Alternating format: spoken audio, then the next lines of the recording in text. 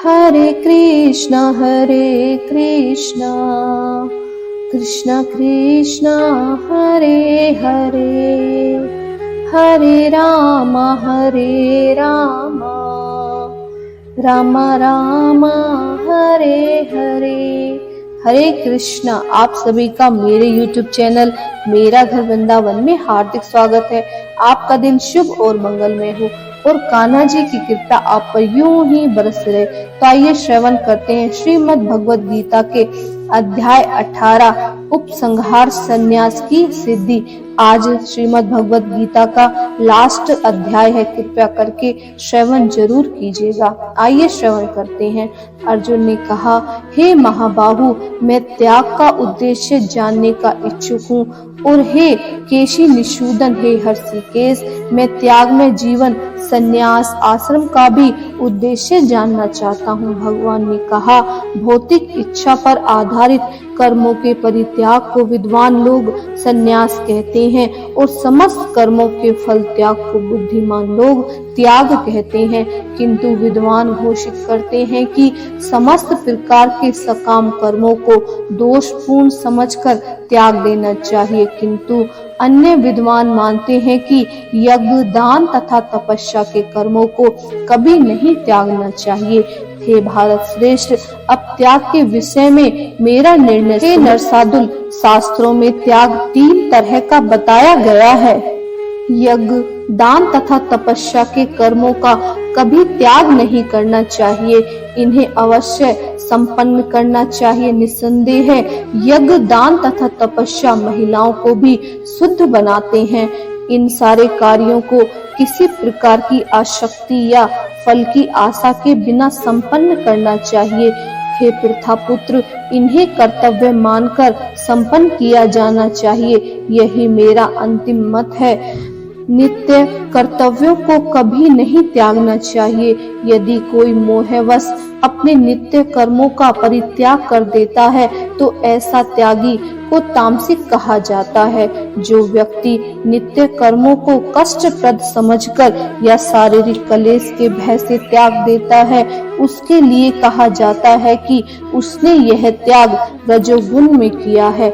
ऐसा करने से कभी त्याग का उच्च फल प्राप्त नहीं होता है। अर्जुन, जब मनुष्य नित्य कर्तव्य को करनीय मानकर करता है और समस्त भौतिक संगति तथा फल की आसक्ति को त्याग देता है तो उसका त्याग सात्विक कहलाता है। सतोगुण में स्थित बुद्धिमान त्यागी, जो न तो अशुभ कर्म से घृणा करता है और ना ही शुभ कर्म में लिप्त होता है, वह कर्म के विषय को कोई संशय नहीं रखता। निस्संदेह है, किसी भी देहधारी प्राणी के लिए समस्त कर्मों का परित्याग कर पाना असंभव है, लेकिन जो कर्म फल का परित्याग करता है वह वास्तव में त्यागी कहलाता है। जो त्यागी नहीं है उसके लिए इच्छित, अनिच्छित तथा मिश्रित ये 3 प्रकार के कर्म फल मृत्यु के बाद मिलते हैं, लेकिन जो सन्यासी हैं उन्हें ऐसा फल का सुख दुख नहीं भोगना पड़ता। हे महाबाहु अर्जुन, वेदांत के अनुसार समस्त कर्म की पूर्ति के लिए 5 कारण है। अब तुम इन्हें मुझसे सुनो।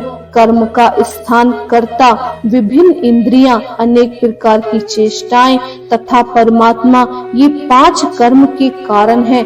मनुष्य अपने शरीर, मन या वाणी से जो भी उचित या अनुचित कर्म करता है वह इन 5 कारणों के फल स्वरूप होता है। अतएव जो इन 5 कारणों को न मानकर अपने आप को ही एकत्र करता मानता है वह निश्चय ही बहुत बुद्धिमान नहीं होता, वस्तुओं को सही रूप से नहीं देखता। जो मिथ्या अहंकार से प्रेरित नहीं है, जिसकी बुद्धि बंधी नहीं है, वह इस संसार में मनुष्यों को मारता हुआ भी नहीं मारता, न ही वह अपने कर्मों से बंधा होता है। ज्ञान, ज्ञेय तथा ज्ञाता, ये तीनों कर्म को प्रेरणा देने वाले कारण हैं। इंद्रियां, कर्ण, कर्म तथा कर्ता, ये 3 कर्म के संघट हैं। प्रकृति के 3 गुणों के अनुसार ही ज्ञान, कर्म तथा कर्ता के 3 भेद हैं। अब तुम मुझसे इन्हें सुनो। जिस ज्ञान से अनंत रूप में विभक्त सारे जीवों में एक ही विभक्त आध्यात्मिक प्रकृति देखी जाती है, उसे ही तुम सात्विक जानो। जिस ज्ञान से कोई मनुष्य विभिन्न शरीर में भिन्न भिन्न प्रकार का जीव देखता है, उसे तुम राजसी जानो।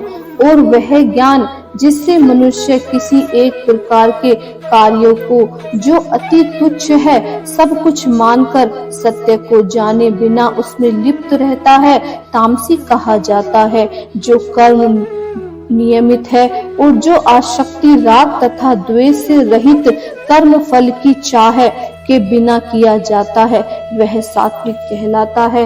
लेकिन जो कार्य अपनी इच्छा पूर्ति के निमित्त प्रयास पूर्वक एवं मिथ्या अहंकार का भाव से किया जाता है, वह रजोगुणी कहा जाता है।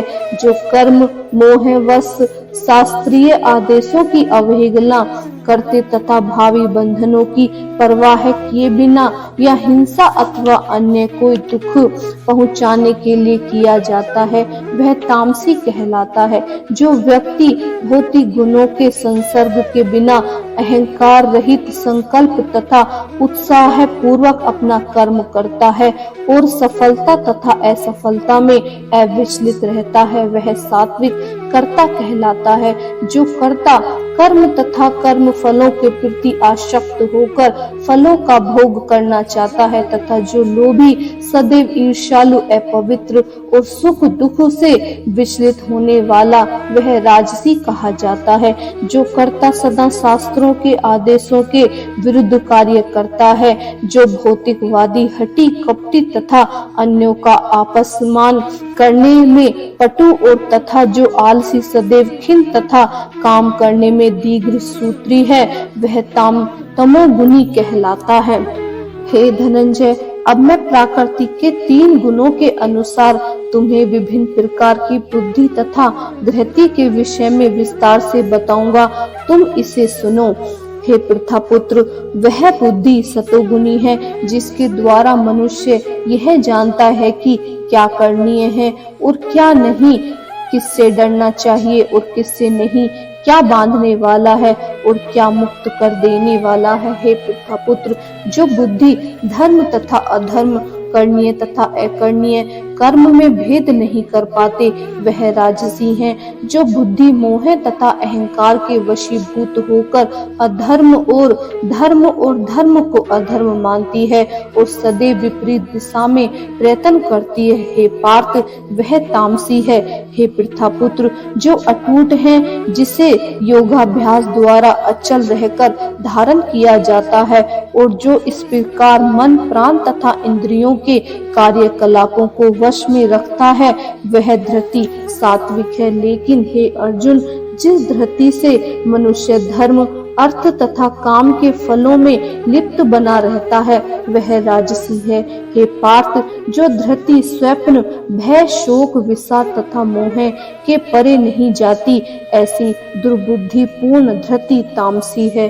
हे भारत श्रेष्ठ, अब मुझसे 3 प्रकार के सुखों के विषय में सुनो, जिसके द्वारा बद्ध जीव भोग करता है और जिसके द्वारा कभी कभी दुखों का अंत हो जाता है। जो प्रारंभ में विष जैसा लगता है लेकिन अंत में अमृत के समान है और जो मनुष्य में आत्म साक्षात्कार जगाता है, वह सात्विक सुख कहलाता है। जो सुख इंद्रियों द्वारा उनके विषयों के संसर्ग को प्राप्त करता है और जो प्रारंभ में अतुल्य तथा अंत में विष तुल्य लगता है, वह रजोगुणी कहलाता है। तथा जो सुख आत्म साक्षात्कार के प्रति अंधा है, जो प्रारंभ से लेकर अंत तक मोह कारक है और जो निंद्रा आलस्य तथा मोह से उत्पन्न होता है, वह तामसी कहलाता है। इस लोक में, स्वर्ग लोक में या देवताओं के मध्य में कोई भी ऐसा व्यक्ति विद्वान नहीं है जो प्रकृति के 3 गुणों से मुक्त हो। हे परंतप, ब्राह्मणों, क्षत्रियों, वैश्यों तथा शूद्रों में प्रकृति के गुणों के अनुसार उनके स्वभाव द्वारा उत्पन्न गुणों के द्वारा भेद किया जाता है। शांति प्रियता, आत्म संयम, तपस्या, पवित्रता, सहिष्णुता, सत्य निष्ठा, ज्ञान, विज्ञान तथा धार्मिकता ये सारे स्वाभाविक गुण हैं जिनके द्वारा ब्राह्मण कर्म करते हैं। वीरता, शक्ति, संकल्प, दक्षता, युद्ध में धैर्य, उदारता तथा नेतृत्व ये क्षत्रियों के स्वाभाविक गुण हैं। कृषि करना, गो रक्षा तथा व्यापार वैश्यों के स्वाभाविक कर्म और शूद्रों का कर्म श्रम तथा अन्यों की सेवा। अपने अपने कर्म के गुणों का पालन करते हुए प्रत्येक व्यक्ति सिद्ध हो सकता है। अब तुम मुझसे सुनो कि यह किस प्रकार किया जा सकता है। हरे कृष्णा। इसके आगे का श्रवण हम भाग 2 में करेंगे। उम्मीद है आपको वीडियो पसंद आई होगी और आपने श्रवण भी पूरा किया होगा। हरे कृष्णा। राधे राधे। धन्यवाद।